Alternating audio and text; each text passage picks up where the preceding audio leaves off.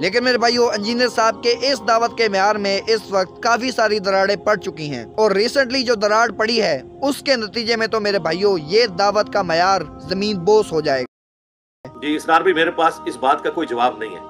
اور اگر جواب ہے تو وہ میں کیمرے میں نہیں دے سکتا، لیکن کم از کم یہ نہیں بنتا کہ میرے پاس اس کا کوئی جواب نہیں ہے اور میں کیمرے میں اس کا جواب نہیں دے سکتا۔ میرا رائٹ ہے کہ میں انجینئر صاحب سے اس بارے میں سوال کروں، اور ان کا یہ فرض ہے کہ وہ اس کا جواب دیں۔ میرے بھائیو آپ میں سے جتنے بھی انجینئر صاحب کے اسٹوڈنٹس ہیں، میری آپ سے ریکویسٹ ہے کہ آپ پلیز یہ سوال انجینئر صاحب سے ضرور کریں اور پوچھیں ان سے کہ وہ اس سوال کا جواب کیوں نہیں دے رہے۔ ان کو چاہیے کہ اس سوال کا جواب دیں تاکہ ہمارے ابہام دور ہوں، ہمارے ذہن کلیئر ہوں۔ آخر کو ہماری نمازیں سٹیک پر لگی ہوئی ہیں۔ میرے بھائیوں میں پچھلے 2 سال سے جب سے انجینئر صاحب کی دعوت کو قبول کیا ہے، میں بریلوی مکتبہ فکر سے تعلق رکھنے والے علماء کو، مولویوں کو، عام عوام کو جو برملا یا علی مدد کے قائل ہیں ان کو مشرک سمجھتا ہوں، لیکن ان کی تعویلات کو قبول کرتے ہوئے میں ان کو مسلمان کے طور پر ٹریٹ کرتا ہوں، اور میں بریلوی امام کے پیچھے نماز پڑھتا ہوں پچھلے 2 سال سے۔ اب جب انجینئر صاحب اس طرح کی بات کریں گے کہ میں کیمرے میں نہیں کہہ سکتا، تو میں کیا سمجھوں کہ استاد محترم ان کو کافر سمجھتے ہیں لیکن مجھے ان کے پیچھے نماز پڑھنے کو کہہ رہے ہیں؟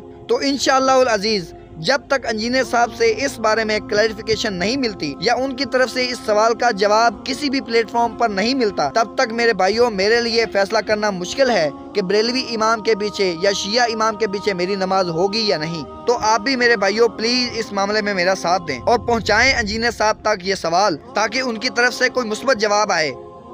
اور ہمارے ذہن کلیئر ہوں، کیونکہ مقصد صرف اور صرف حق تک پہنچنا ہے۔